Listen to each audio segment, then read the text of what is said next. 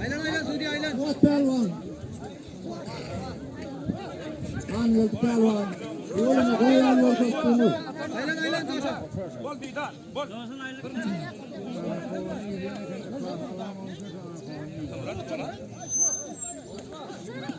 Aylan Suudi. Voyaging üstüne yürüyünce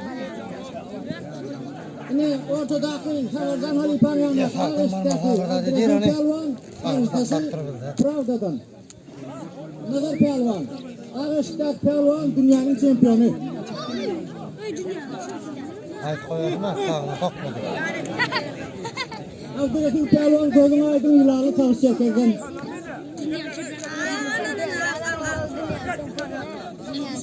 İnne gösterine çizlakta geçirilen yarışta birinci yere münafik oldu. Azyan şampiyonluğun adı münafik oldu.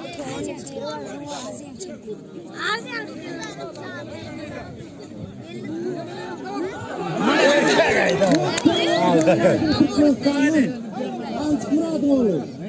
Posta ya. Rabatın.